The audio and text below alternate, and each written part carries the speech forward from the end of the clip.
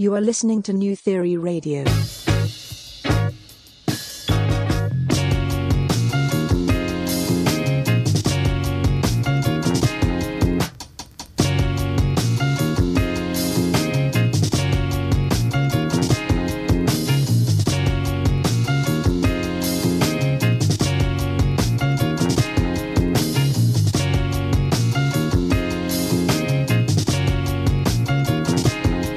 Theory Radio. Hello and welcome to another edition of New Theory Radio. My name is Nav Nandwa. I am your host, and this is the show where we theorize on all things current affairs, pop culture, and everyday life. Happy Easter if you're currently celebrating, and happy long weekend if you're celebrating that as well. Some may say this feels like one gigantic long weekend since we were all told to socially distance ourselves from others and to stay inside. But I hope you're finding the time to unwind and to really relax and hopefully binge your favorite TV show or binge your favorite radio show, which it should be New Theory Radio. So I hope you're checking out our archives, and I hope you're staying indoors and checking out this week's episode, as it is a fun one.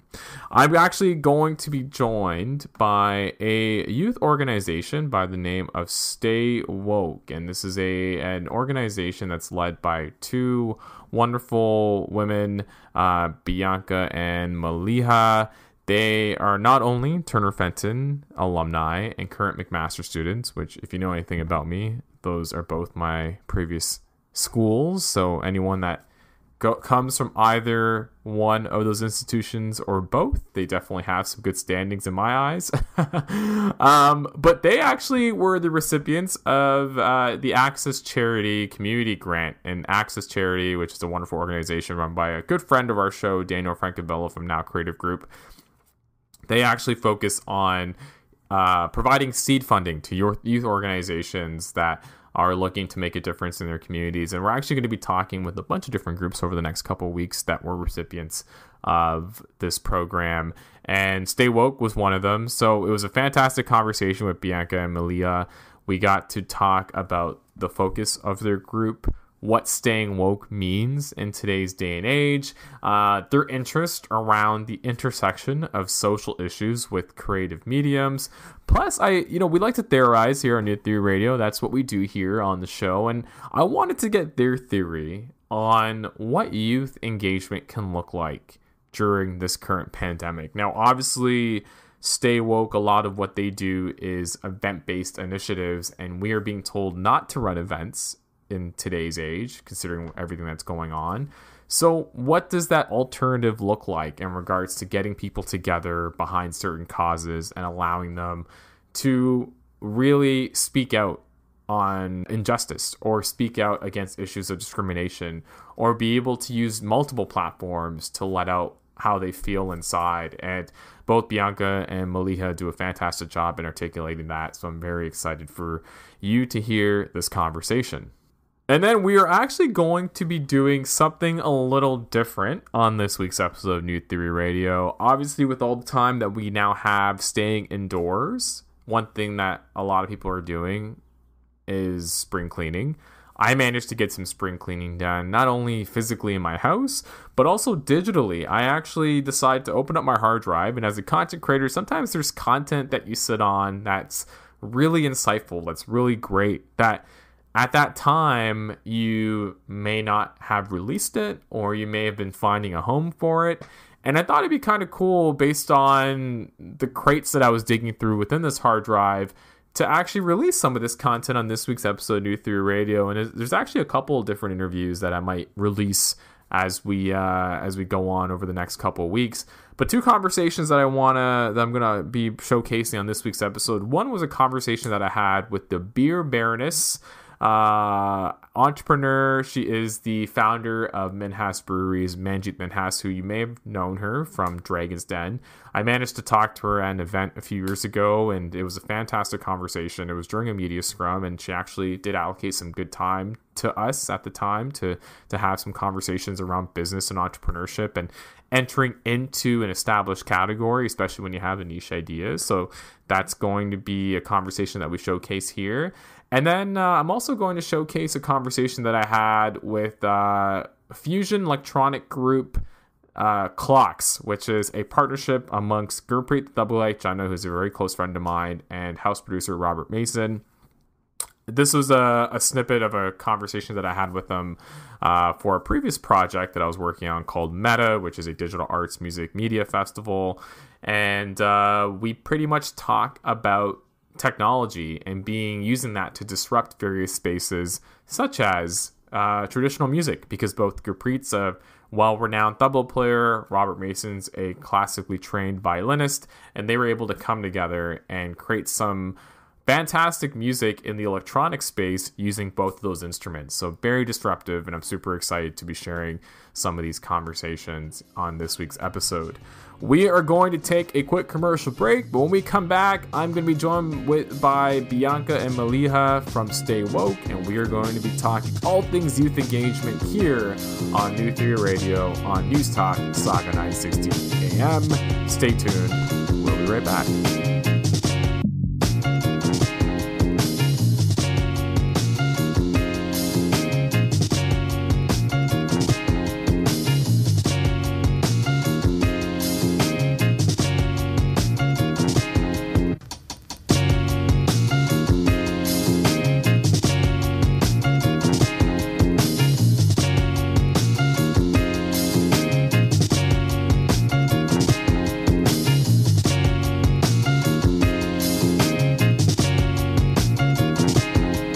Theory Radio.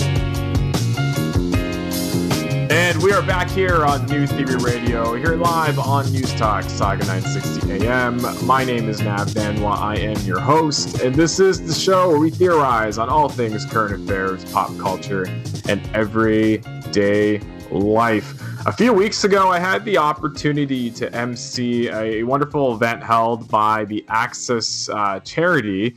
It was their Bright Ideas pitch. And what was awesome about this event was it had youth-led initiatives going up and pitching their amazing ideas in front of a panel of different professionals and industry reps from various organizations. And the winners of this actual pitch competition were able to get some funding that would go towards an initiative that they wanted to execute for this year. And one of the winners was actually a youth nonprofit organization that provides a community of over 800 youth across the GTA with a platform and a focus around the intersection of social and global issues and creative mediums.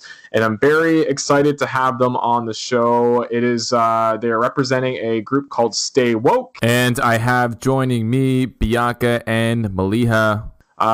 Ladies, thanks so much for joining me here on New Theory Radio. It is we're back to Skyping these interviews. I wanted to bring you guys in studio, but unfortunately things are the way that they are. But how are you guys doing? Are you guys staying woke? Yes, we are. During this time, it's been a little bit of stress because, of course, all of our plans have shifted, all of our schooling has shifted. But I think we're adapting the best that we can, the best that anybody has been adapting at this point, with changes in the way we're going to kind of express our platform and the way we're going to really target youth now. Obviously, you guys had to pivot a lot of what you're doing right now based on the initiative. But before we talk about some of the pivots you've had to make, what drove you to want to start Stay Woke? Oh, that's a great question. We're always asked that question, and we love answering it because we feel like it's so resonant of how far we've gone from there. And so me and Maliha, Malia and I, we started in grade 11 when we went to Turner Fenton, which we know you all also went there, so that's pretty cool. And we were actually just talking one day, and we were like, we have so much to say about all these social issues, and we want to really have a platform to express all these poems we write and the spoken word that we do. And we didn't really see an organization or an event that gave us the platform to do that. And so out of nowhere, we were like, well, why don't we just create that platform for ourselves? And that's how kind of Stay Woke was born. And we hosted our first event in 2018 with the help of a nonprofit cafe called Studio 89 in Mississauga. And we had around 50 or 60 youth there. And it was a huge surprise for us because, I mean, like, we started off thinking, well, this would be a great platform for like the two of us, and it expanded into all these people who we kind of knew. Some of them were really close friends to us, but they all really had this common ground of wanting to speak up and wanting to spark like this trend of change. Yeah, and then I think by 2019, like, it grew so much, and we were, I don't know, like, now we're trying to expand into different creative mediums and really push that, because we realized that, you know, there's a lot of different ways that people express each other, like express themselves, like film, art, all that stuff. So we're adding a new gallery component to our open mic, which we, you know, you kind of saw it at our 2019 event, but for 2020 or 2021, we're trying to make that a little bit more prominent. Yeah, and honestly, selfishly, I always love seeing Turner Fenton alumni doing big things, and even the fact that you guys go to McMaster University, you know, the best university in the world, I think that also helps as well. But, you know, what I found interesting about what you guys do is just some of the topics that you guys tackle, and I love the fact that youth are wanting to engage in a lot of these topics, because when you think about the age demo that you're reaching out to, it's 15 to 21.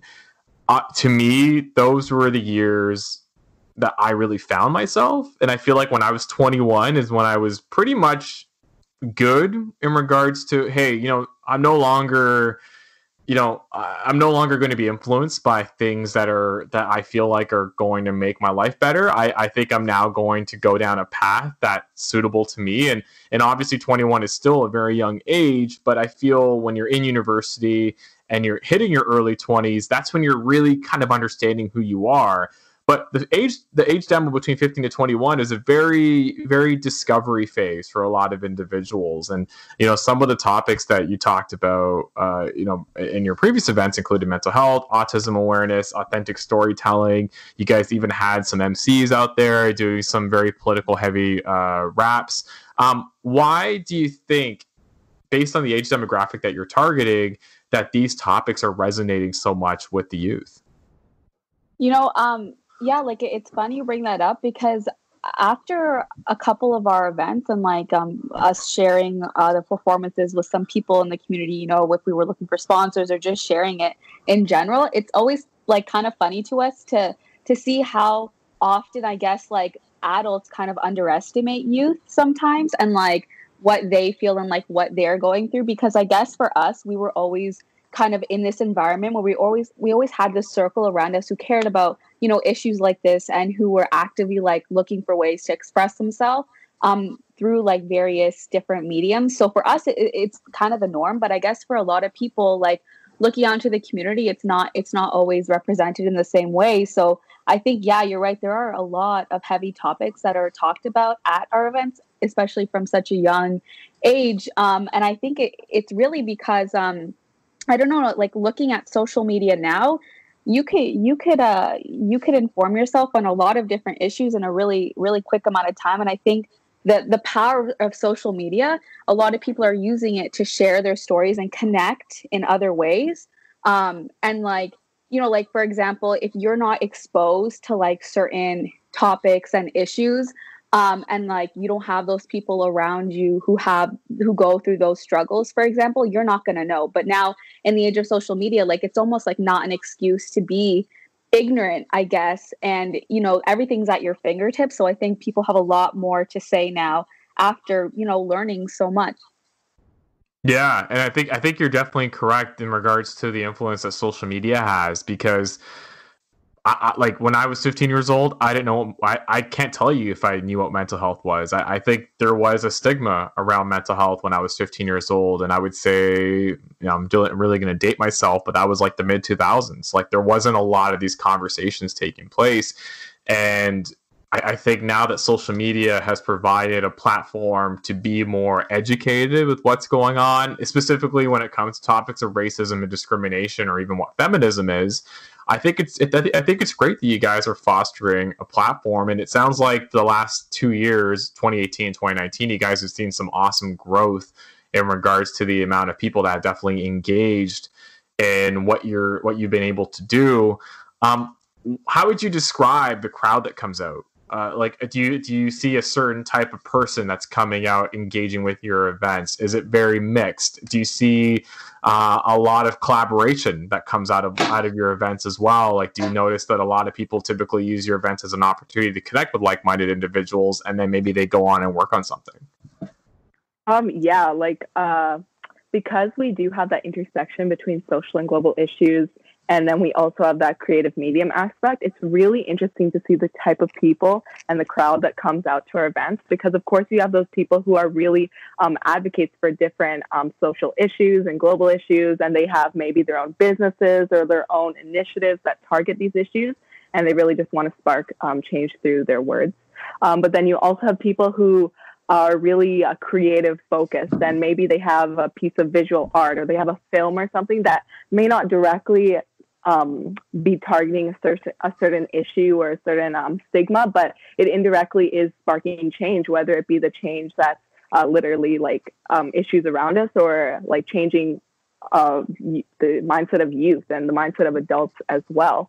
And in terms of collaboration, we've also seen some amazing people come together and work together. I mean, last year we had a couple of duos who came together and created art pieces for our gallery, and that was really, really beautiful to see. We want to, of course, foster even more of this collaboration, and hopefully for our next event, we're going to be working with other youth organizations as well, because we know that they have so much to bring to the table in terms of different creative mediums too. So for example, Broadening Horizons, they have amazing youth artists who we would love to get involved more with. And so, yeah, we hope that this event isn't just like kind of a one-day thing where people come in and speak their mind. We hope it turns into a bit more of a community where people are constantly networking and working with one another to spark greater initiatives and spark greater change. I love Horizons. I've done a lot of work with them in the past, and we've had Nav on the show numerous times. And you know what I really enjoy about groups like Stay Woke and Broadening Horizons is the fact that you see a lot of the same faces, but you also see a very diverse crowd that comes out that's been maybe affected by some of the things that are being talked about and are wanting to push the change and are wanting to change the narrative. And I think that's what's truly fascinating. Maliha, I think I interrupted you. You were going to say something. Oh, no worries. Yeah, I was just going to say that like everything Bianca said is completely true. And what we want to essentially create, we're still working on it, but it's... Oh, can you hear me? Yeah. You may want to just re-say your point because they get cut off. Oh, okay.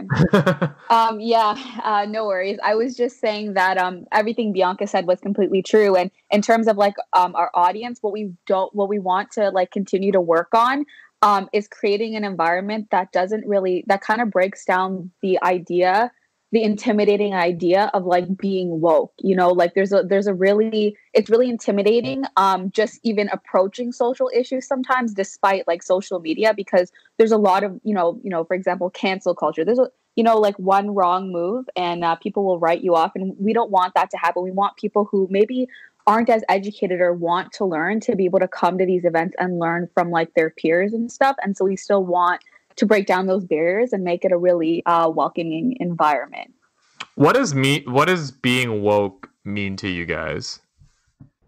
I think for us, we actually did a post on it when we first launched this organization. For us, I think woke really is just this idea that you're open to learning and unlearning previous concepts and new concepts about the world that we live in, and about barriers that certain identities face. And identities, that really encompasses a lot of different issues and a lot of different topics in itself. And just really taking the time to again, be open and start this process of learning and unlearning. That's. I love Sorry, Bianca, go. And kind of backpacking off of what Maliha said, I think that being woke is also the fact of being open enough to kind of see other people's perspectives and kind of be at that level where you can step in someone else's shoes and accept them, or maybe form your own opinions about the issue, but see it from their eyes or through their lens as well. Yeah, and I love the concept of unlearning that you guys both touched on, because I think innately, and you guys can relate being students right now, and even for myself, you know, I've always found myself in situations where I continually want to learn new things. There's also another side of unlearning, which is trying to change perceptions regarding things that maybe you've grown up thinking were true, or and are maybe not so true now, if that makes sense. Like, you know, I remember growing up around guys who would you know, say, hey, that's so gay, or yo, why you got to be gay for? Like, they would use gay in such a negative context.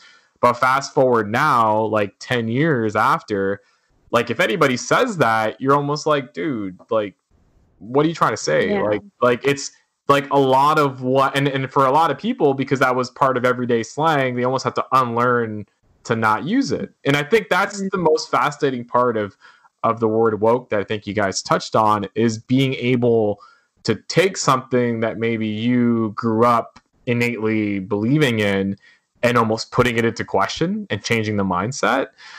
Is there anything that you guys have done through Stay Woke that really resonates with you, or a personal experience that maybe you saw growing up? You don't have to share anything too personal, but I'm curious, like, based on some of the topics that you guys tackle, and just to provide a recap, you know, I'm thinking, you know, mental health, racism, discrimination, feminism, even empowerment. Are any of these topics directly related to anything that you faced growing up? Well, like, I can't speak for Bianca, but I think it kind of goes back to the reason of why we created Stay Woke in the first place. You know, we met each other in high school, and like the couple last years of high school. And I think, so although we weren't, you know, with each other all the time, we still, you know, we grew up in the same environment and eventually came together. And I think just, you know, from our experiences in the environment we grew up in, it living in Brampton, like in the schools that we went to, there's just a lot of ignorance that's actually still very prevalent, and a lot of potential as well for people to be able to, again, like, unlearn all of these things. It all goes back to like being educated and, you know, I guess making woke the new cool. Sorry, Bianca, did you want to? Yeah, kind of touching upon that and kind of what you said as well. Nav, you said like 5 or 10 years ago, people were kind of making those comments that seemed a little bit, if you could say, unwoke. But the thing is that we've recognized, I think both me and Malia have recognized this, is growing up where we have grown up, though, like, there are people who still make comments like that, right? It's not something that has just kind of been thrown off the map. It's still a culture that's being perpetuated throughout schools and throughout our community. And like, it's almost like, as well, personally, when I was growing up, it was almost not cool to stand up against somebody who was saying something like that. And by creating an initiative like this, we're kind of indirectly saying, well, we're going to kind of stand up to you guys, and we're going to say that's not right, because it's not. Yeah. And I think the only way where people actually truly realize, you know, that their change is needed is when you're put in these environments with different people. Like for us, we both go to McMaster. Like you said, university like opens your eyes. Like, it's a whole different world, so many different communities colliding. And I guess what we're trying to do now is trying to get youth in high school, especially, to have that experience of meeting new people, different identities, and hearing their stories earlier, so that, you know, you just start the process a lot earlier. It's a process for all of us.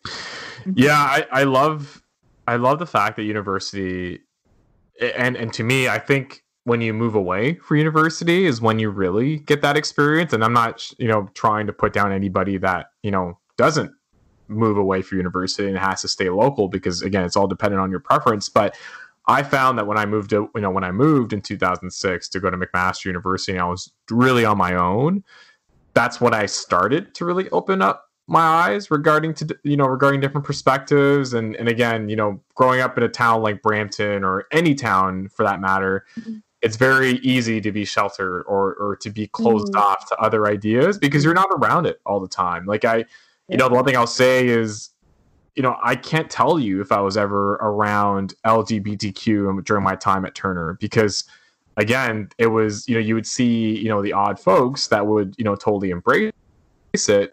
But it wasn't until I got to university where I started to have a lot more friends in that space, right? And you start to be around people that have different mindsets, different abilities, different ways of thinking, and you really start to appreciate it. And I think that's the that's a lot of the work that really intrigues me with what you guys do, that really stands out, is being able to create that at a very early stage in someone's life versus having to go through a bit of a learning curve later, which isn't totally the worst thing in the world, but I think the earlier we can get to these people, the better. Going back to your pitch as a part of the Access charity Bright Ideas competition, what exactly did you guys pitch, and how did you guys end up faring? So for that Access pitch, we were actually, first of all, we were super, super nervous because that was the first time we'd done anything of the sort. Like, we've never pitched in front of like judges or for a grant or anything. So that was a really interesting and nerve-wracking experience. And I think that like ultimately, like, we brought it back to our roots, which is really giving youth a platform and showcasing that youth, like the words of youth, are really powerful, which I hope we kind of showed that through our presentation, just by kind of shedding light on what like the youth at our events do, which is bring light to all these important issues and bring them to the forefront through these crazy talented like mediums and skills that they have, like spoken word, film. All that stuff is stuff that like youth don't often have the platform or space to share in front of adults and in front of their peers. And I think that's what we really wanted to emphasize through our pitch. Mm-hmm. And honestly, like, it was so great for us to, like, regardless of whether we won the money or not, the money is great for to support our organization, but we actually connected. We were able to connect with so many different youth organizations in the community that we didn't even know. Like, they didn't know about us, we didn't know about them, and like, we're supporting each other. We actually just recently created a youth coalition to kind of push the message for teens to stay home during the COVID-19 pandemic. And we actually had quite a few organizations that we met at Access actually join and like support us. That's awesome. And I think collaboration is key, especially when you guys have similar missions. And that's the one thing I noticed, even being a part of the competition and from an outsider looking in, is there was so much work that was being pitched that I, in the back of my mind, I was like, it'd be kind of cool if these groups just linked up and worked on something maybe even bigger, because I think when you guys are on the same mission, I always found that collaboration is a good way to really bring more focus to an issue or to a cause versus doing it in a siloed approach. And I'm glad that you guys have been able to navigate that, especially through the time that we're living in right now. We love to theorize here on New Theory Radio, and I know the funding that you were granted through the competition was going to go towards your third event, this third year that you were going to run the Stay Woke open mic event. And unfortunately now, with sort of the times changing and the fact that we're now being encouraged to stay indoors and we're being told not to gather in large groups, it's really put a strain on event holders. So, would love to get your theories on a couple different topics. The first being is, what's your theory on the kinds of opportunities that this now opens up for event producers? Because again, I think a lot of people that really do events, not just for social causes, but even for a living, are struggling a little bit and are trying to find what this new way of doing an event could look like in the online space. And then right after that, we'd love to get your theories as to what youth engagement could look like in this time. Because I think what you guys had mentioned earlier regarding, hey, we saw some like-minded groups at the Bright Ideas pitch, so we're now linked up and we've created a coalition around coronavirus. Do you foresee more of these coalitions existing? What kind of work do you see coming out of these coalitions? So a couple of topics, but let's touch on the event one first. What do you think, or what's your theory on where events are going to go coming out of this pandemic? That's a really good question. And honestly, we don't have a definite answer. I can tell you for us, we're still planning on hosting our event, but at the same time, we do have to adapt with the changing times. So, there's a lot, what's great now is we're still, even though we're apart, there's still a way for us to be fairly connected on social media. And we've been working with our social media team right now to launch some engaging strategies to, again, engage our demographic and stuff like that on Instagram and Facebook and stuff like that. So we're currently actually in the midst of coming up with some contest ideas to still be able to give youth a platform without diluting like our main event, I guess our main event goals. Because at the end of the day, like we have this mandate, and whether or not we can be there in person, we still want to fulfill that. And in terms of like where, you know, the access money is going, we're still hoping for it to go to the main event. Because the great thing about adapting and using social media to event plan now is it's pretty it's free almost, which is really great for youth organizations like us who don't have much money. But another thing is that a lot of youth are free now, like school is wrapping up. And so we have a lot more people to actually engage. Something that had been stopping us from hosting more than even just one event a year was that, you know, people don't have our volunteers, especially, like they're very busy with other, other organizations and school and stuff like that. So now a lot of time has freed up as well. And I feel like this is in general just a much more reflective time for people. People are just thinking about, you know, like, for example, I'm thinking about, you know, how grateful I am that, you know, both my parents work from home and stuff like that, and thinking about ways that I can use my privilege in this situation to help other people. And that really, like, I think that heavily contributes to our platform in general of being a social issues kind of and creative mediums thing, because again, people are even realizing now that how incredibly important artists and stuff like that are during this pandemic. Like, who are you turning to for entertainment? Who are you turning to spread messages and stuff like that? And so that's really great for us. And so we're just figuring out the best way that we can use all of our resources and still like push our message and our mandate. Awesome.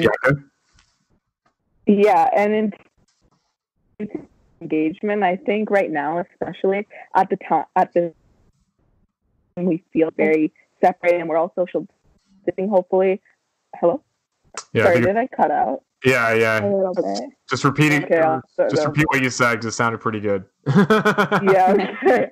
In terms of youth engagement, I think right now, especially with all the social distancing and separation from maybe our friends and maybe even some family, in a sense, I think it's actually brought us closer together, because at least personally, I'm calling my friends more. I'm calling distant family more, because I want to stay in touch. And I realized, again, Malia touched on being reflective and really being grateful for the people you have in your life. And so bringing people together, and also at this time when you feel kind of almost useless or powerless as youth, I think a great way to engage youth is by emphasizing that idea that you are not powerless in the situation. You actually have power, in the sense that you can still create change. It may not look the same. You may have to do it from home, but if you have a goal, or if you have something that you want to accomplish, this is a great time to do that.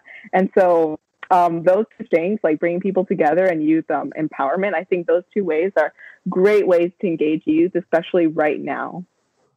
Amazing. I think you guys are doing a fantastic job. I think there needs to be more individuals like Stay Woke that are able to almost roll with the punches regarding whatever the circumstances, and always find ways to consistently innovate. Because again, I think we're all in this together in a weird and unique way. But a lot, if you ask me, I think a lot is definitely going to change coming out of this. And being someone that also runs events, I know it's something that I've been thinking about quite a bit, is what does the future look like, and what are some ways that we can still create that same impact, but using different mediums. And I think this is going to allow us to truly innovate. I want to thank you guys for joining me here on New Theory Radio. How can listeners reach out to both of you or Stay Woke? And is there anything that you guys are working on in the interim that you want to promote? So we have a website, www.staywokeevent.com. Just promoting that right there. And then our Instagram is where we post most of our updates. So that's at Stay Woke Event, as well as our Facebook. And in terms of current projects we're working on, stay tuned. Look out for our contest. We're trying to, again, like we mentioned, still give you your platform. If you know any youth artists, speakers, people who'd be really interested in debuting their work, we're definitely looking for some new artists. to debut. And I think, Bianca, did I cover it all? I think so. Yeah, thank you so much. Honestly, Maliha and Bianca, thanks so much for joining us here on New Theory Radio. Keep up the good work. I think you guys are definitely onto something. And again, I love seeing Turner Fenton and McMaster folks doing wonderful things selfishly, because I was once one of person in your position coming from both institutions. So it's always good to see the same energy. And we are going to take a quick commercial break here on New Theory Radio. And we'll be right back on News Talk, Saga 960 AM.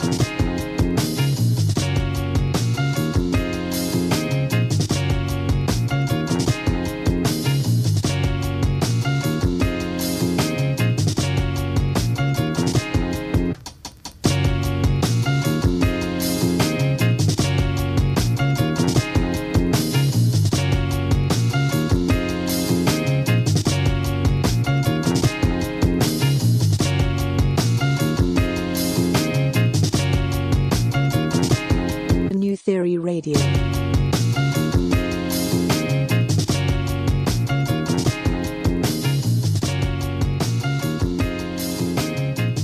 And we are back here on New Theory Radio, here live on News Talk, Saga 960 AM.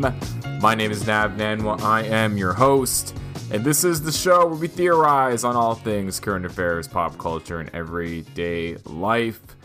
Like I mentioned off the top, this week's episode, I managed to do some spring cleaning, and what that included was doing some digital spring cleaning as well, and I managed to open up one of my hard drives, and within this hard drive, I found a lot of content that I've never put out on New Theory Radio that I thought would be good to release now, because I feel like we're in this mode where we want to consume a lot of content. We want to be around fresh and new ideas, and some of these conversations are really around fresh and new ideas. I feel like if we can spark some good conversation around some of this content, I think it will allow us to get the creative juices flowing as we're currently in the situation that we're in.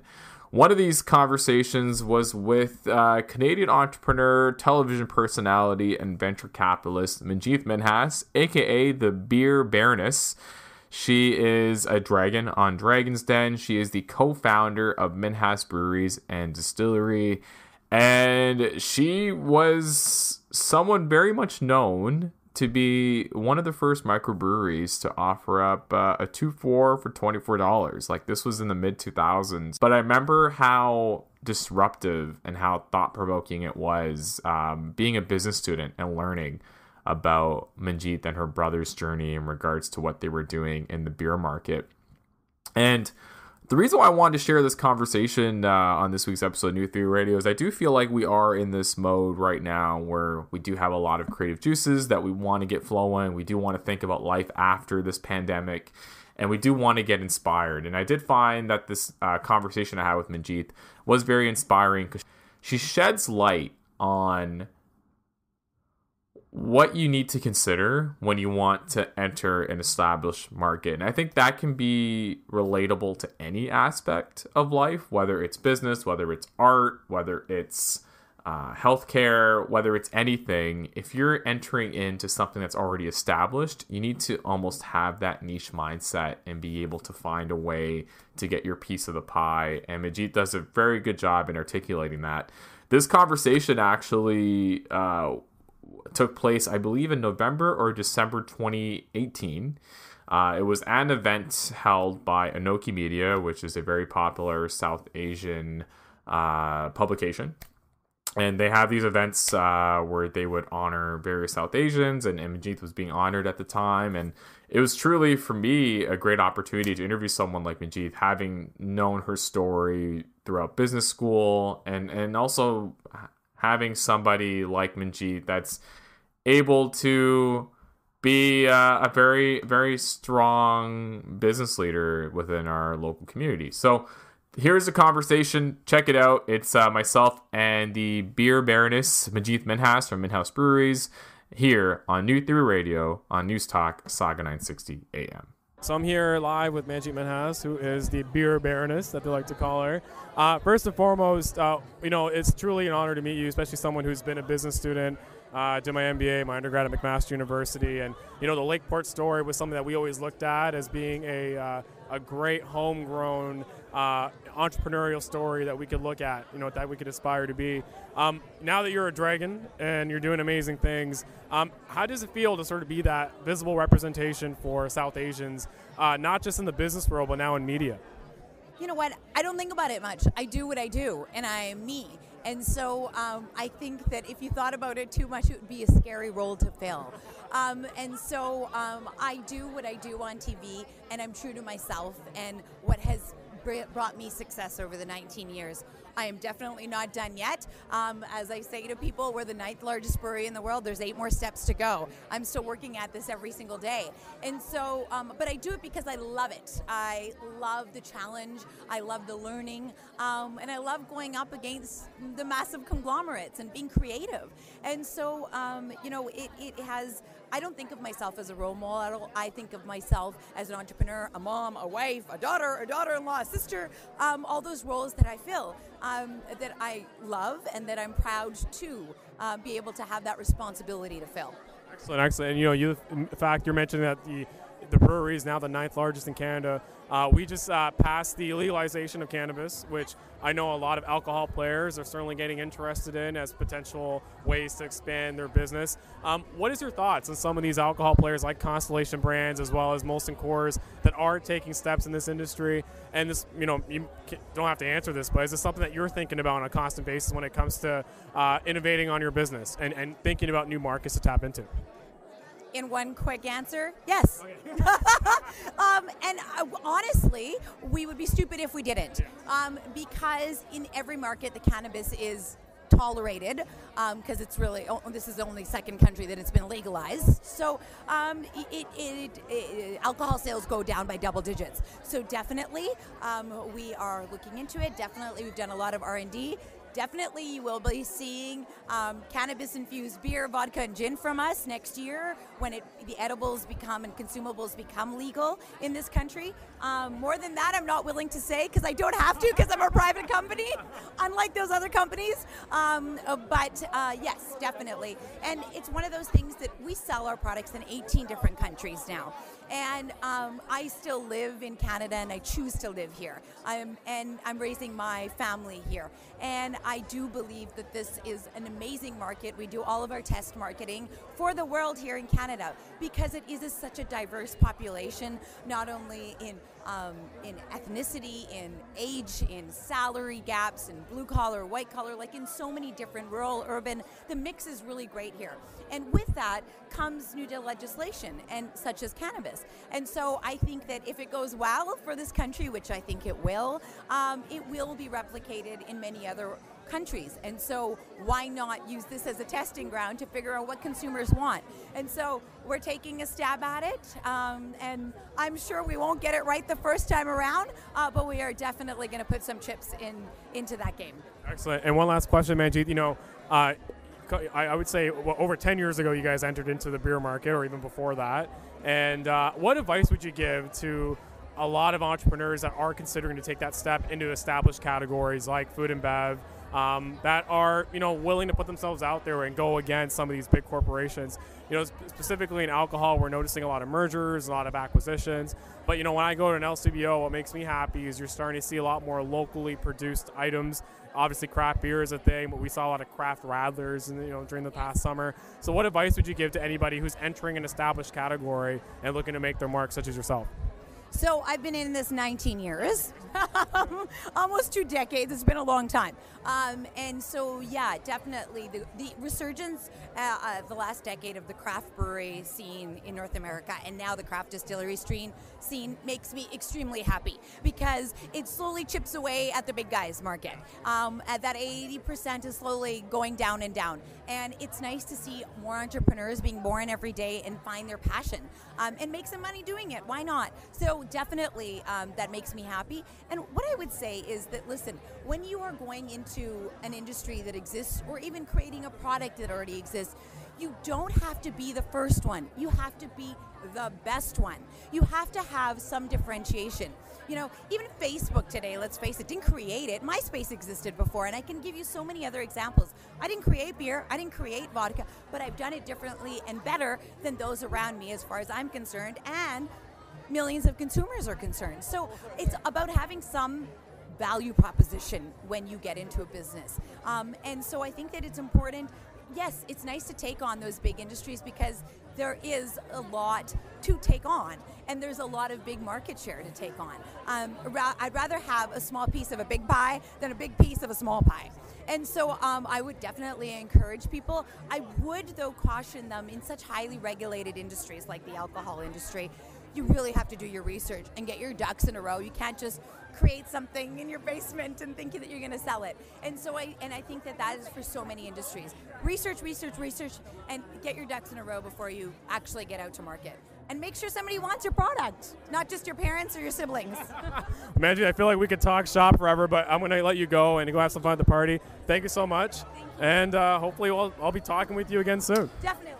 Big thank you to the beer baroness Manjeet Minhas for joining me on New Theory Radio back towards the tail end of 2018.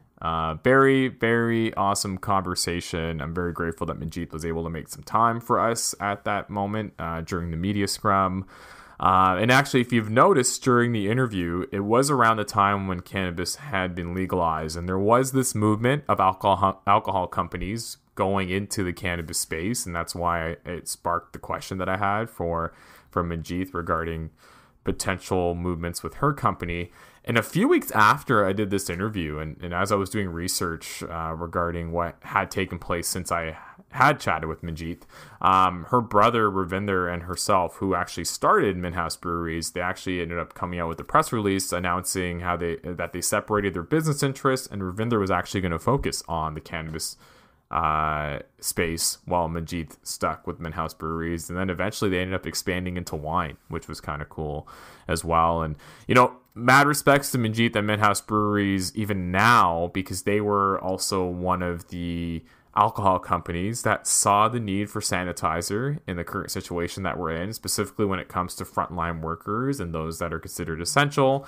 And they actually ended up pivoting some of their production to produce sanitizer up in the West Coast. So a really great story, and I hope you were able to get a lot of great nuggets from my conversation with Manjeet, because she is truly an inspiring entrepreneur. We are going to take a quick commercial break here on New Theory Radio, but when we come back, I'm going to play some more unreleased stuff that I found on my hard drive, because it's definitely relevant to today's current situation. And hopefully we get some more creative juices flowing when it comes to what you're going through right now. And hopefully we can inspire some more people here on News Talk Saga 960 AM. We'll be right back.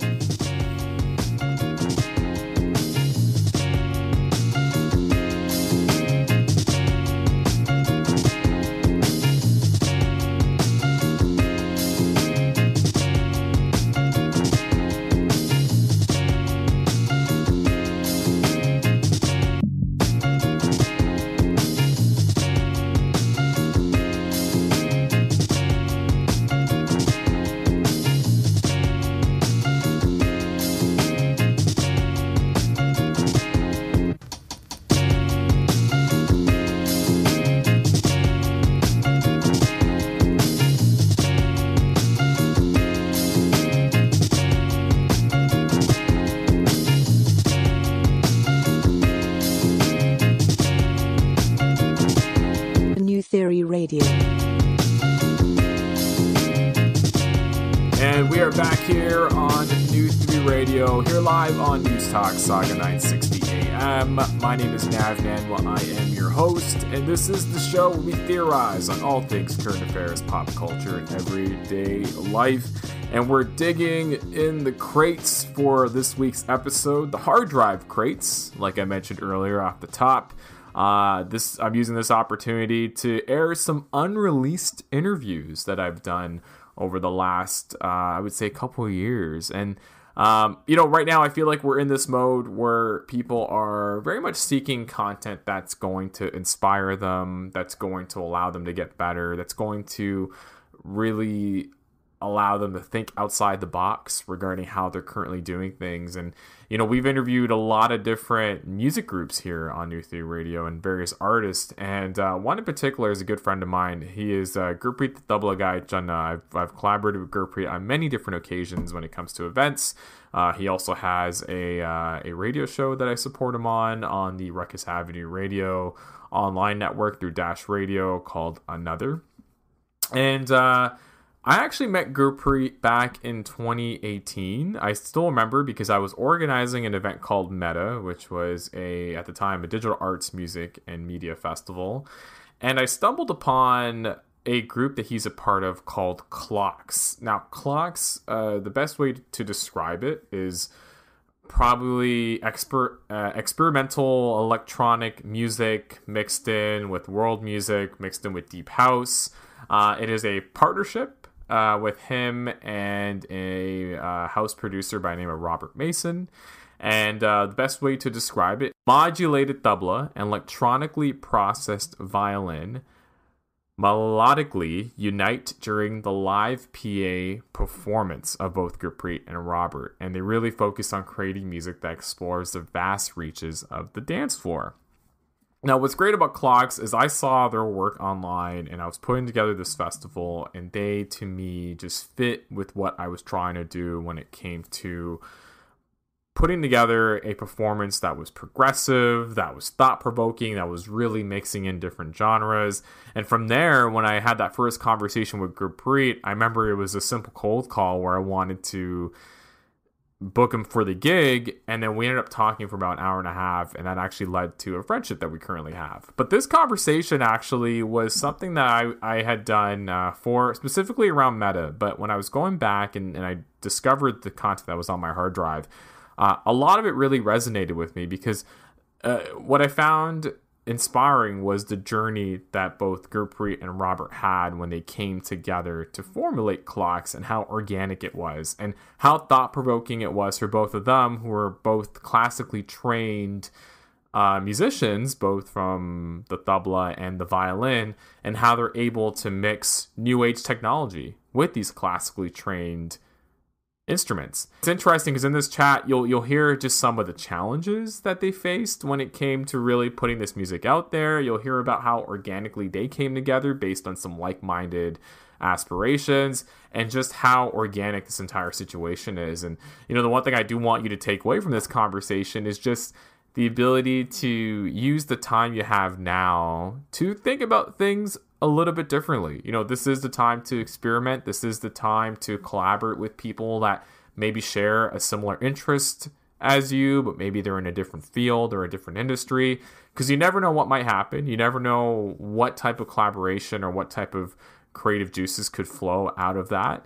And hopefully this conversation will allow you to think about that in greater detail. So we're going to join this interview in progress. It's a fireside style chat that I have with Clocks, and we touch on many different topics when it comes to mixing in traditional instruments with digital technology. Enjoy.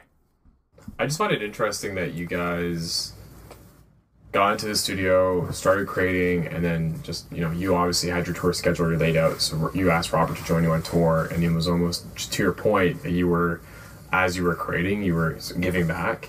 And if you want to put a bit of a tech spin on this, it was almost as if you guys were beta testing the concept of Clocks during these live performances, which, you know, me working with a whole bunch of artists, just with the stuff that I've done in the community, I've seen a lot where people who just record songs will go and perform them live right away, just to get that feeling, just to get the sense of, okay, does this work out?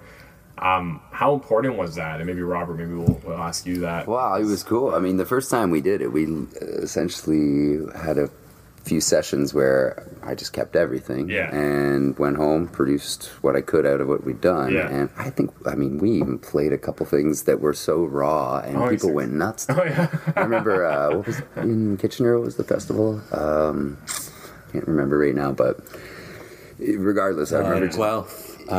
Hillside Festival. Hillside, that's it. Was that the one outdoors? Yeah. Yeah, I saw a video of that. It looked awesome. Dude, It went Hillside amazingly. was unreal. It was there to show us that the timing was right to do this sort of thing because That was the beta test. Yeah, we literally took things we'd written even while we were playing other stages and just reworked the assets that you have, reworked them back into something that gets that again and move on forward with it. Hey, it was awesome when we did that. That was a hilarious show. So we were supposed to play like a smaller stage in the afternoon. Yeah. I think something called I forget what name was. But there's a huge storm. Oh, okay. Right? So then our set got pushed later at night. So like for most of the afternoon, we kind of didn't know when or where. But it ended up being, I think, what's called the island stage, and so right before we were going on, there's an amazing band called Holy. Yeah, they were wicked. Yeah, Holy Beep, whatever. I don't know. It's fine. Is this PG Metacast? As much as I want it to be, it won't be. In that case. But yeah, so they had just like kind of just amped up this whole nuts. We both vibe, looked at each other like, okay, this is kind of crazy. We're gonna do this. But the MC had like no idea what my set was about. Oh, like, you know what I mean? okay. He knew I played the tabla. He was totally familiar with the tabla. I thought you were probably gonna bring it down. So he literally, like, because as soon as like they're like finished, crowd is going nuts, and so then changeovers are relatively quick in festivals, So we're starting to go on stage, and the MC like just stops me at like in mid setup. He's like, how are you gonna like go up after that with a tabla? Yeah. So I think he thought I was gonna like throw down a carpet. Yeah. And like Just put everybody to cross leg it and then like go like full on like classical. It's a pretty good come down though if you think about it. Oh yeah. No, honestly, and that's the thing. Like when you look at the larger scheme of it. Yeah. If that's sort of what the show was, that totally would have been fine. Yeah. And for Hillside to trust and support, like, to me to present whatever I felt was comfortable, like I was comfortable with and with that vibe, they would have been totally cool with it, Mm-hmm. So in that case, it would have been totally fine. But it was just funny, like the perception, for better or for worse, the MC had. He was like. Like, he was like, good luck, man. Yeah, he was like, no pressure. You'll be fine. Just go out there. And then we go up. He had no idea Rob was going to be there, too. Yeah. And, like, we go heavy into, like, an electronic set, start with Roar. Yeah. And I don't think anyone in the place really knew what was about to happen. And then after the set, the MC was like, all right. You got the MC's respect. Yeah, man. That's awesome. It was pretty dope. But that really showed us that, the process that we had, we're on, the right track. Yeah. We're obviously using the software and stuff in the right way. Let's keep flexing that. So the further we get down that rabbit hole, the more we can do. And the thing with the tech as well, like, you alluded to that, like with startups and stuff to do it. Even on the tech side, we were really fortunate that we had creative goals and objectives that we wanted to like obtain. Yeah. So when we were working on the tech, like independently on our rigs and then coming together, we were able to gauge whether we're going in the right creative direction. Mm. And then because our tech was rooted in serving the creative process, it made our decision process like we knew what principles that we wanted to align with in terms of how we want to go with the tech. Because there's a lot of options, and it's not always easy. Well, it can eclipse the creative, which is what we always want to avoid. Because at the end of the day, for us, it's playing music and having it be good music. Yeah. Not going, oh, that was all right. No, we want it to be spot on time, especially, clearly, the clocks thing. Yeah. So that has been something that's taken years to keep as a consistent thing that you can get up in front of, 1,000 people and do. And then how long has Clocks been in existence? 9 years. 9 years, wow. Yeah. Crazy. 2009, we went on tour in 2010, that summer. Yeah. Yeah. Well, we've been working. Yeah, I guess we've been working together at least 10 years. Yeah, actually, it was around this time. I would say October, November of 2009 when Rose and when Log released that album, and February of the following year that we met, and by summer, June, July, we were touring. How much? Wow, that just opened up a whole bunch of questions for me now. But How much of what you guys do on stage, because obviously, you know, you have your like the songs that you've created for your projects, but how much of it is it ever improvised based on the fact that you're kind of using music to speak to each other, where it's like, you know, again, we had that Fundamental Conversations event a few weeks ago with Carmen, and there was the whole call and response aspect of it. Yeah. How much of that exists with the live show? Tons. I mean, in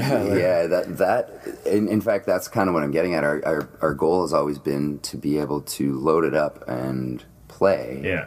We have a framework, of course. I mean, things don't exist if you don't have those frameworks. But like, once the framework's there, it's about playing into that, and every time we do it differently. Like, and that's the joy of it. Yeah. The more you do these things, the more they evolve into something more. Yeah.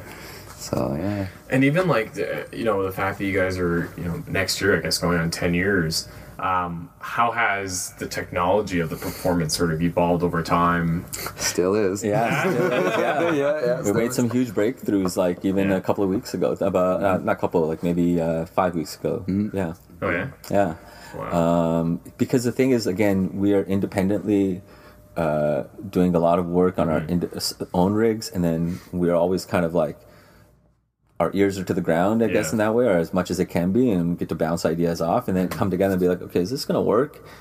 Cross our fingers, try some stuff. Like, when we're in the studio, we actually have time for tech. Yeah, totally. Like, we totally like, you know, honor that process, because it is a creative process for us.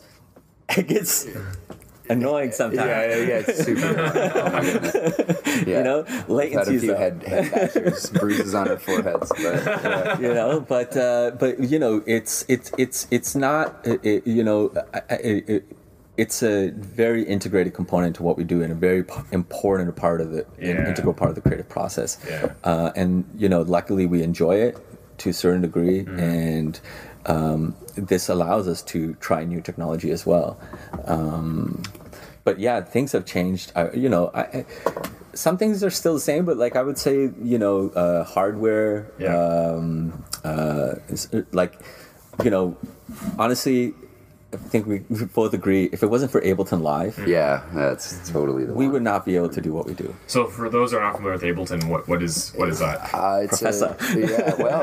It's like, you know, similar to a Pro Tools or Cubase, this type of thing. It's a digital audio workstation, a DAW, as it's known, and the slight difference with Ableton is they've incorporated the idea of performance with it. Excellent. So not only do you have this sort of like linear timeline-based kind of editing, you actually have this ability to just change that and do things on the fly. Wow. So what it's done for us as the program has progressed, like they've come out with some amazing features. One of the most recent things is something called Link. And over a network, like even a wireless network, closed network between two machines, you can have a MIDI connection for clocking the two computers. Yeah. Well, that's something that, you know, has been around for 40 years. MIDI, the idea of MIDI, this protocol, except they're using it in ways that, you know, it's actually solid. It's not dropping out because someone turned a toaster on. Totally. So it's just being up to date with those things, and always having that goal of being able to fluidly perform and enjoy it, and not have to be like, oh, wait a second, I got to go back and fix that. Totally. That is always the goal. I mean, that's really hard to get to. There's steps involved for that, but so for Ableton, is that what acts like Daft Punk or Justice probably use too? A good majority, Okay. Big. I think most people are using that nowadays. I saw Justice live last year, and for sure, I would. At a hamburger, Justice is using that. Right? And it was unreal because, you know, and what I find interesting about it, maybe we can debunk this here, is their setup was very unique. Like, they had their little speaker set up, which I don't think were on, but just for the stage props, they were there. And then they had this weird sort of station setup where one of the members was facing like the crowd, and the other one would sometimes turn his back on the crowd because he looked like he was like typing stuff like on a computer. Okay. And then they would eventually like rotate based on the song. Okay. And I remember just thinking like, this is so interesting because it looks like they're actually creating the music on the spot. But then a part of me was just like, hey, how much of this is done in pre? Well, that's always the question, isn't it? It's like, do you want to hit it and go, oh shoot, I meant to delete that? Like, that's all. You always want to make sure that isn't going to happen. But at the same rate, like, we're really pushing to be able to do that because if it's vibing and we've got something good, you might want to. Well, yeah, I mean, I've got synthesizers on stage with me that I can play live. I start looping that stuff. Gurpreet starts playing over it. We get something going. We're gonna ride it for a few minutes. Awesome. Because even like last year when I saw them, like there's a song that Jay-Z sampled. Well, their main song "Dance" is sampled by Jay-Z, like onto the next one, and they were able to sort of incorporate aspects of that song into their performance, and I guess it was just a way to make the audience familiar with, hey, this is actually our song that Jay-Z took. Nice. But I was just thinking about that, like that just created why we're getting royalties off this. But it was just fascinating to see them sort of incorporate it so fluid, and that's why like I've always been a big fan of just electronic artists and DJs, and I wouldn't say like electronic, and I just want to preface here, like EDM is one thing, like I'm not a huge EDM fan, but like I've always grown up being like a deep house fan, like a fan of like disco house, a fan of like, the Armand Van Heldens and the A-Tracks, and then, the more of the French electro scene, like you talked about earlier, like with like Justice and Daft Punk, because I just find, just the sounds you hear are so creative. That's it. Yeah, it's not about face pounding. Yeah, it is. It's drops and builds. Totally. It's like when you listen to what some of these artists are doing, especially in France, some of the sounds are just outrageous. Like, but it's shock factor. Yeah, right? yeah. There's a theory. It's like the texture versus topic. Yeah, you could make a graph of that. Yeah, because a lot of those songs have fantastic textures in them to the point where you almost have enough to eat in the first 10 seconds. You know what I mean? But there's no topic. Yeah, right? Or you put on something that's well recorded that doesn't have a lot of that, just a guitar or a piano. That's awesome.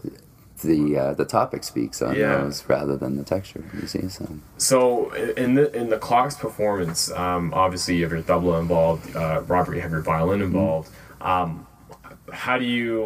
And again, you don't have to give away everything, but just how do you sort of go about incorporating these classical instruments into the performance? Because correct me if I'm wrong. When you're playing the tabla, sometimes when you're hitting it, it doesn't make a normal tabla sound. Like it'll make a sort of a digital tabla type of sound, right? Almost like a drum. Yeah. So the tabla I use for Clocks is digital tabla, and a project that I call Tablix. Okay. And that's something that you yourself have created. Yeah. Yeah, and that sort of over the years has evolved. Yeah. But again, a few months before meeting Rob, Tablix was sort of what I was like working on. Oh, sweet. And with Clocks, it gave me an opportunity to use Tablix in a collaborative setting. And so with Tablix, having a digital setup where I'm, have an internal mic and a pickup installed going into Ableton Live. And in Ableton Live, I have custom software that allows me to do digital pitch shifting, create melodies and rhythm simultaneously. Crazy. Wow. And so I'm already in this digital world, and using Ableton Live and sending MIDI data back and forth is how we connect. And then Rob I'll let him explain more, but doing similar things, but through his own way with the violin and synths that he's using.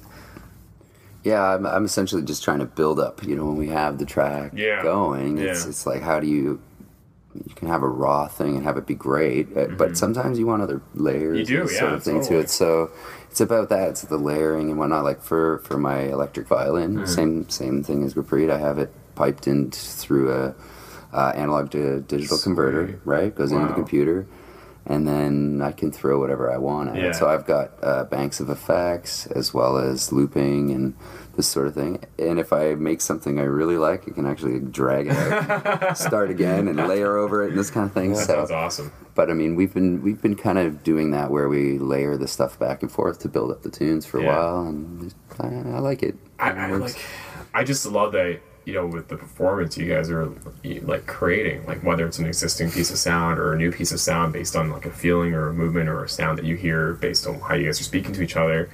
I think that's what amazes me the most, is just, you're seeing something come to life in front of you. And I think that's, nowadays I find, and maybe again this is just the music nerd in me speaking, is I find that a lot of people, especially in this digital age, they love to see the process. Like, they love to see how things are made. Like, I know one of my buddies is a music producer, and we always joke about how hip-hop fans are like, oh, let me come in the studio and like let me see like how you put a song together. And then he laughs because he's like, do you want to see me get like frustrated? It is like, the most boring thing to watch. Boring. I remember as in my early 20s, one of my buddies was a rapper at McMaster University, and I actually would go to the studio because I'm like, oh, this is so cool. Like, I get to see him like recording. And I remember like once spending like 3 hours there just sitting on the couch, and I'm like, I'm so bored. Like it's cool. Vocal editing. Yeah. Like, there you go. It was cool at first to see it. Yeah, I think everybody should go on an edit session the first day. Just go edit. Yeah. You don't get to record. You just get to edit. Go on edit. But I guess what I'm trying to say is, and file management. Yeah, exactly. File management, layers, all that. Yes, making folders. It's just people nowadays, they love to see that, and you're starting to see that more too. Like, I remember, I'm a big Kanye West fan, and he's actually now, not most recently, but one of his tours that he did about 5 years ago, the Yeezus tour, like he would bring like the Control MPC up on stage and would do like, he would make the beat for Runaway like on stage for everybody. And I remember like that was just mind blowing. So I'm like, that looks so cool. And again, I was talking to my buddy about that, and he's like, yeah, it looks cool when Kanye does it, but when I'm doing it in the basement, like, it's not cool. Sometimes there's melodies and stuff that I don't want anyone to hear because it just sounds horrible. Like, every button you press is a winner. Yeah. That's the idea with that one.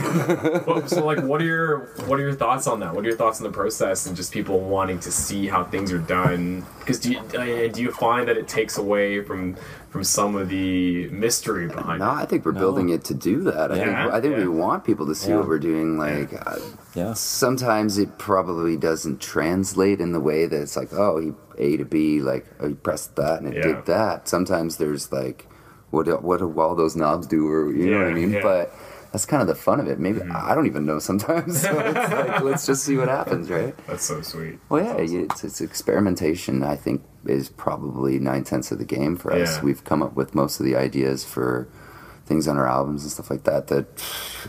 That's where it comes from. Yeah. Do you know what I mean? Yeah. It's not, oh, let's write down the idea. It doesn't work like that. You jam it out, and 4 hours later, it's like, did you have that 3 minutes from 48 minutes ago? Because that was it. That was the one. That thought was you know that moment. That's hilarious. I guess the reason why I ask is because I've never made a piece of music in my life, so I can't really say, but it's just interesting to see how a piece of composition gets developed nowadays, especially with the technology that's available. And I think you guys are a prime example of that, and being that you've been in the game so long, with just the amount of technology that's been developed and having even custom systems built for what you guys are doing, to see that sort of take shape.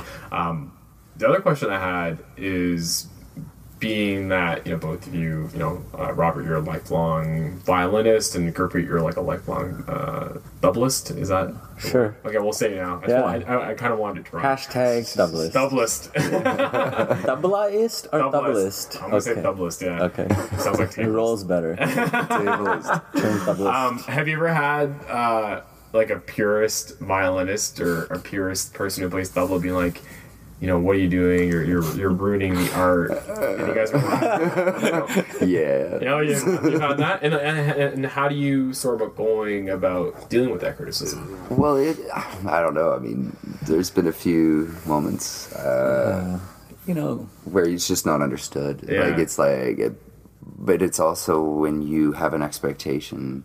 Like any idea, I don't want to get too philosophical here, but if any idea, any idea, especially something that's art, is like based on someone communicating or trying to give forth a story or tell a story or, explain an idea of sorts. But when the person listening doesn't want to hear that, then you know that's a hard thing to change. There's nothing you can do about that. But it also doesn't make you stop telling your story. You just, you know, you absorb that a little bit, right? Yeah.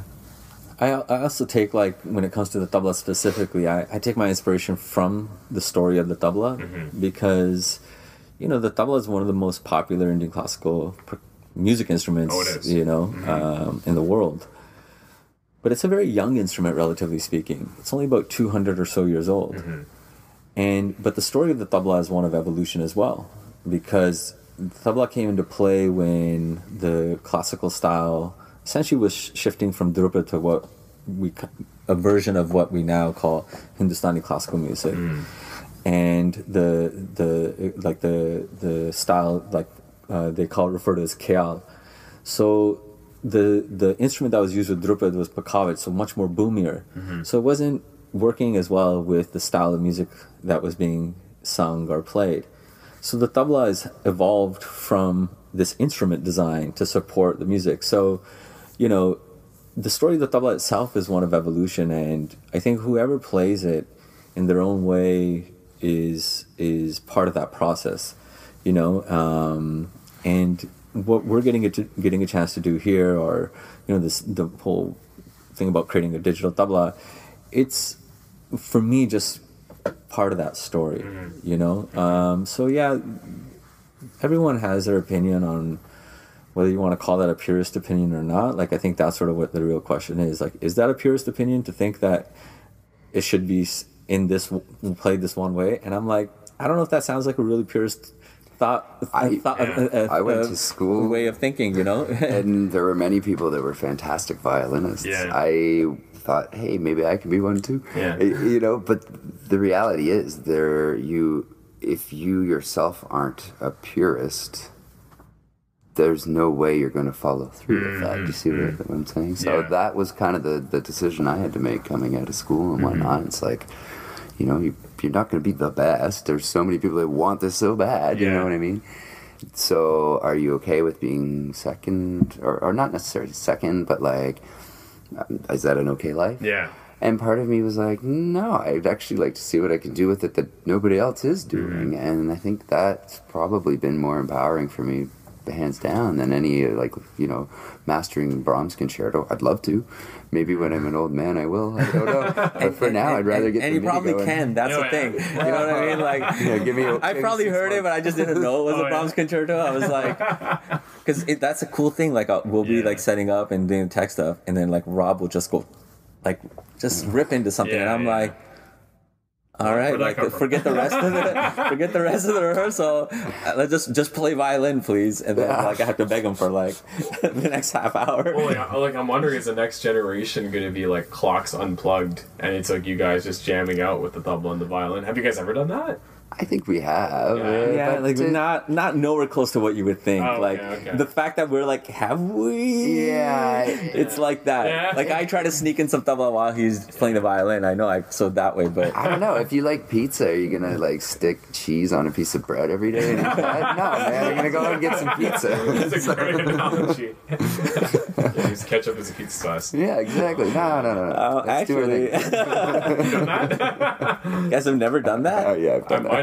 Bread, ketchup, and God, some sugar. French's, not French's ketchup. We'll cover the French's sponsorship. No, it's fascinating because, and I love that. I love the point you bring up, Rob, about, you know, it's do you want to continually pursue being like the best violinist in the world, or if you're really good at the violin, do you want to take that skill and actually do something that's creative that allows you to have a niche a little bit? And I find that that's the one. Actually, Gurpreet and I have a lot of conversations about this, and I think this is what led to us having that event a few weeks ago, was that a lot of classical musicians sometimes feel a bit of frustration as like, hey, where's this skill actually going to take me? And they just don't have, or they just don't, I guess, realize the potential of actually taking that instrument and allowing, you know, playing it in a way that allows people to think about it in a different way.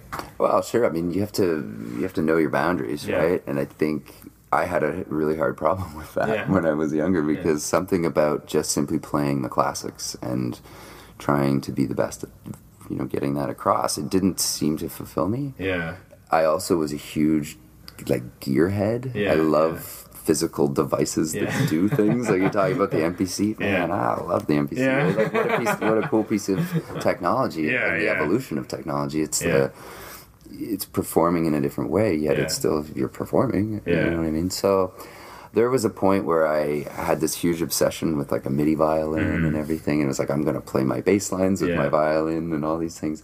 Unfortunately, that technology never kept up with the way it went, but it opened me up to so many other things, because the reality is I create music. So now I'm probably 80% of my time, 90% of my time in the studio, like playing with synthesizers and other musical instruments. It's not about playing the violin per se anymore. I can play it. I like playing it, but I also have learned how to play other instruments, like a Moog or a Prophet, or these kind of like Access Virus. Like those are also modern instruments. They just are not regarded as a traditional. There's no tradition behind it, right? I like it. There's no concertos written on it, apparently. They sound cool, though. Concertos in the mix. The Access Virus concerto. And they probably exist. Like.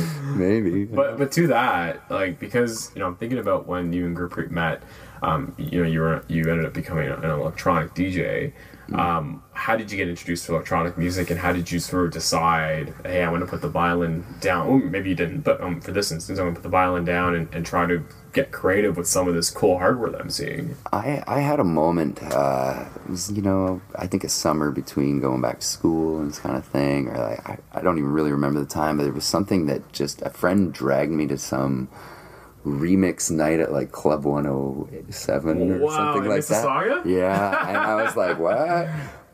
And it wasn't my thing. I was kind of a classical. I was listening to classical music in my car and these things. I had some hip hop. I liked a lot of hip hop. I liked bass. I think that was the underlining thing there. But then, oh boy, you opened my mind up completely when I was hearing all this synthetic stuff, like synthetic kick drums and synthetic, strings and basses and these things. All these like remixes of songs, AC/DC remixes. It was probably the cheesiest shit you ever heard. But it changed me, and so I kind of went home and I was like, this whole thing is neat. Yeah. Then started raving and like getting dragged to raves and being like, I like this. I got right into drum and bass back, talking 15 years ago, 18 years ago. Crazy. But I got so into that I sold everything. I think I sold a trumpet, a bike, a computer, and all these things just to put a down payment on one turntable, one Technic 1200. Wow. And that sort of started it all. Met a roommate that was like, hey, I have one of those too.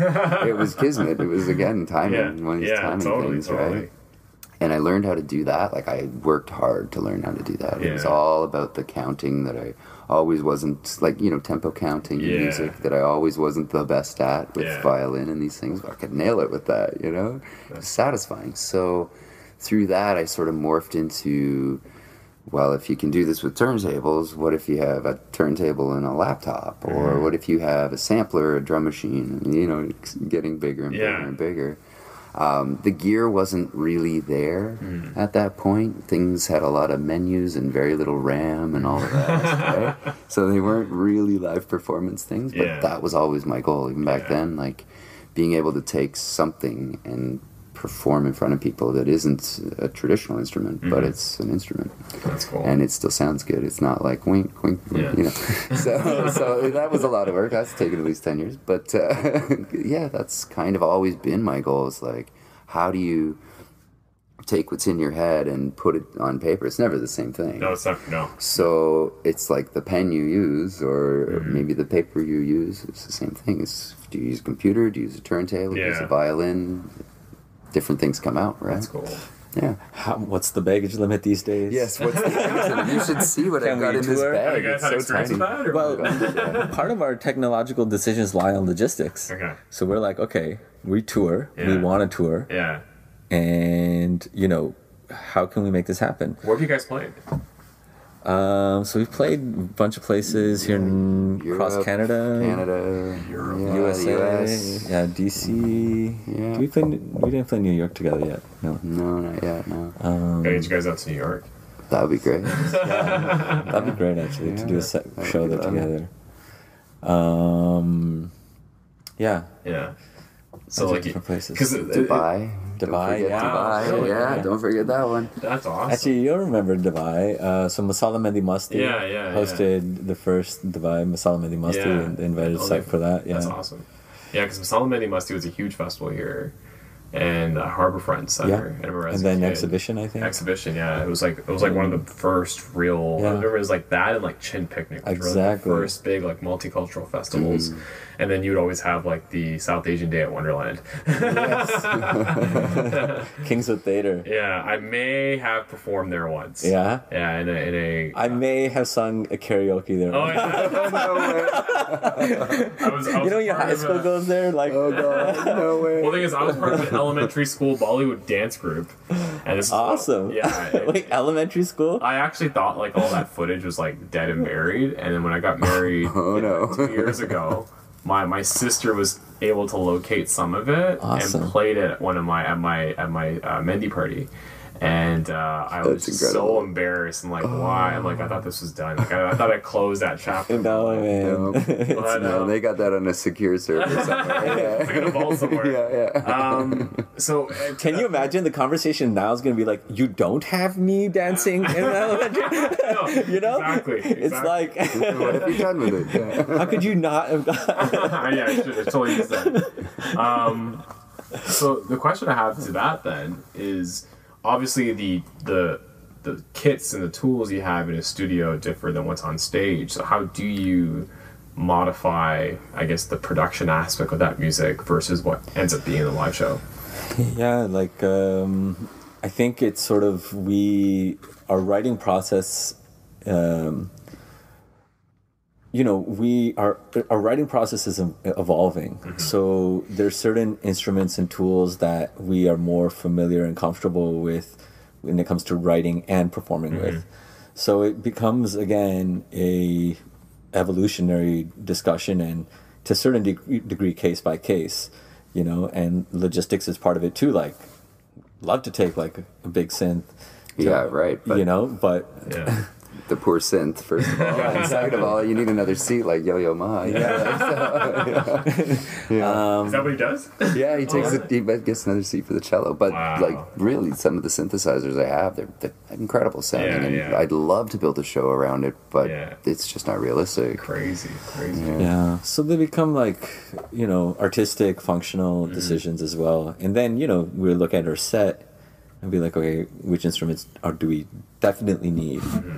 Which ones do we definitely want? And then negotiate. Yeah. Well, and look, it's like I came here, went to work, came here after, and I've got other than the violin, I got the whole thing in my backpack. Wow, and that is something, when I first started doing this, it was not possible. Like one of the first pieces of gear I bought was called an MC909, not the TR909. That would have been nice, but the MC909. It was like this digital drum machine workstation sampler. It did everything, but it was like the size of 5 pizzas stacked together, like extra large pizzas. I don't know. So like a suitcase to carry it around. Pretty much, yeah. And I remember going to a couple gigs with that and trying to. The sound wasn't a finished product. That's for sure. It sounded okay, but it wasn't. It's very digital and cold and all these things that I had to take into consideration. And I still have it, but it's not one of these things that you'd go like, oh yeah, I need that. Like, no, it's gotta have it. Like, oh, you cute little thing over there. Like, I can't get rid of you. So, but do you find, similar to how we've seen the shift from like CDs to MP3s,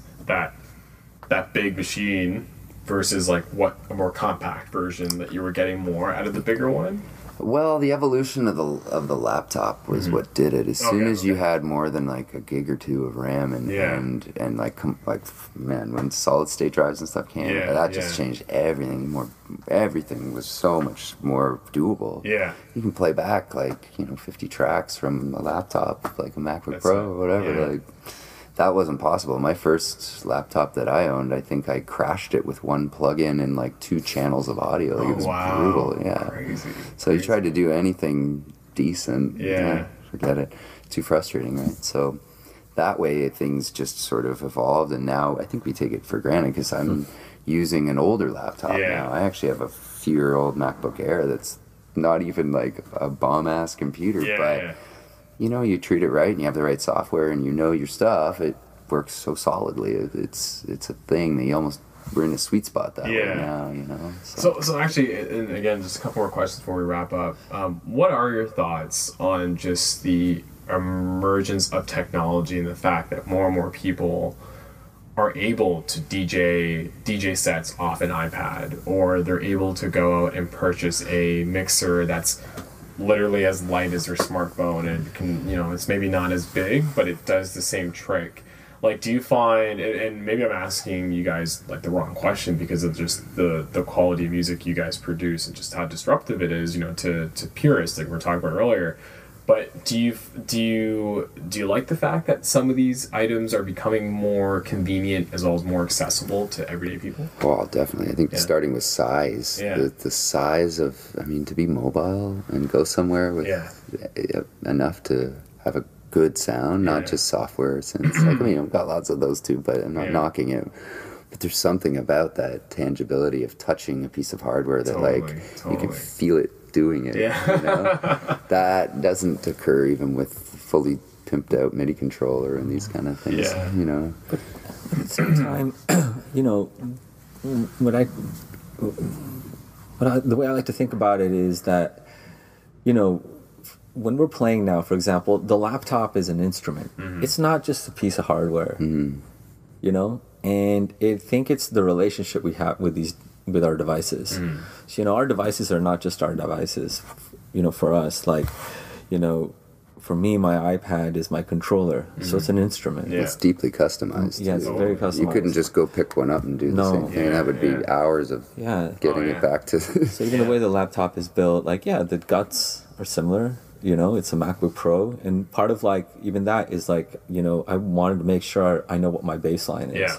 So the modifications that I'm making, I know I can always come back to this nominal place, but it's not just a laptop.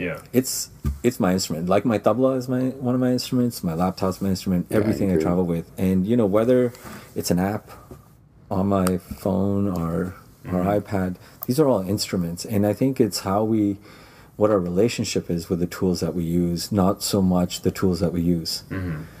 And, you know, we could be very dismissive about it. It's like, oh, you know, or we can really engage. And so when we look at it that way, I feel, you know, it's great that people are having more access, not only to listen to music with the distribution models changing and making music more accessible, but the creation of the music is also becoming more accessible. And I think that's a good thing. You know, that music can be more accessible. The creation of music can be more accessible in people's lives. And if we have opportunities to use these tools and some great apps and even hardware being designed and, you know, pocket synths, like it's amazing. I'd say too, there is sort of like a movement going on where now that, like I was talking about before with Ableton Link and this whole synchronization thing, like there's this movement going on where people are just designing apps where the point isn't to go home and make a chart-topping album. It's like, hey, you can like hang out with your friends and like have fun and jam, and hey, if you get real good at it, you know, like, that kind of. I think that is actually super empowering for people. It supports co-creation. It does. It does. You know, and we spend so much of our lives in using digital tools, hardware, and if they can support the creative arts, I think it's a good thing. Special thanks to Gurpreet, the Tabla Guy Chanda, and Robert Mason for having that chat with me. I think that was also 2018. Yeah, it must have been 2018 because we were referencing Meta, the very first one at the time. And I'd love to do a follow-up show with both of them in the near future, as I think even since we last chatted, both have been working on some amazing work since then. I know Gurpreet's working on a new album. I know Robert, I think, was in Europe the last time I saw his socials, and I think he managed to come back to Canada. I'm not too sure, but I know he was doing some DJing out there. So wherever he is, I hope he's safe, and I hope Gurpreet's safe as well. We are going to take a quick commercial break, but as we proceed, enjoy this snippet of the track Sunday by Clocks, and we'll be right back here on New Theory Radio, here live on News Talk, Saga 960 AM.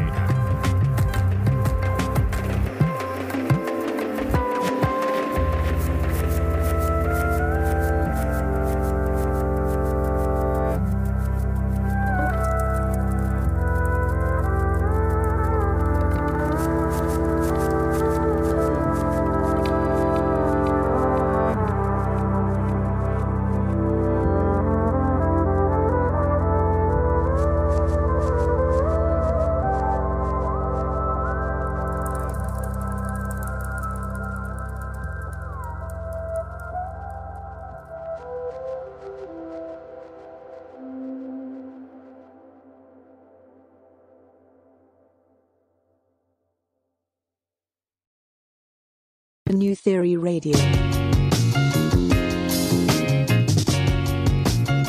And we are back here on New Theory Radio, here live on News Talk, Saga 960 AM.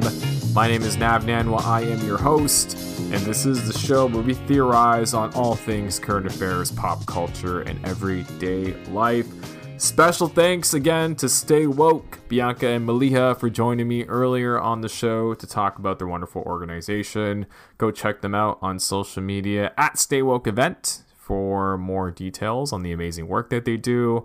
As well, big thank you for checking out my archival interviews that I found on my hard drive as I was digging through the crates this week. So really fun chat with Majid Minhas from Minhas Breweries, as well as Clocks, both Gurpreet and Robert. Looking forward to one day chatting with all three of them again very soon here on New Theory Radio in the near future. This concludes this week's edition of the show. If you want to connect with me, it is at @nnanwa on Twitter, at @navnanwa on Instagram. If you want to connect with New Theory Radio, it's at New Theory Radio across all social platforms. If you want to connect with Saga 960 AM, it is at Saga 960 AM across all platforms. Shoutouts to Amit Nanwa, my little brother, aka at Colorblind Photography _. He's been working hard on our graphics, as well as working on a couple of other projects in the background on some stuff that we're going to be rolling out in the next couple of weeks. As well as special shoutouts to Dusty Loops. Go give him a follow at Dusty Loops. He's the mastermind behind our theme song. Actually, Dusty Loops just released the instrumentals for his collaborative project with Noise that they put out last year called Lo-Fi Glory. And you can actually purchase those instrumentals at Noise's Bandcamp page, which is noisehiphop.bandcamp.com. Now, if you purchase the instrumentals, 100% of the proceeds will be going to support local Greater Toronto area food banks. I urge you to do that. Go support some dope causes with some dope beats, as it's truly necessary, as right now, more than ever, it is time to lend a helping hand to those less fortunate. And yes, this does conclude this week's episode. We're going to be trying some different things over the next couple weeks, as, again, with this quarantine, it allows the creative juices to flow. And I know I've said that all throughout the entire episode, but I hope throughout all this, you were able to get your creative juices flowing. But we are going to be trying some different concepts, so definitely stay tuned. And stay indoors, stay safe, and you will hear all of us next time. Peace.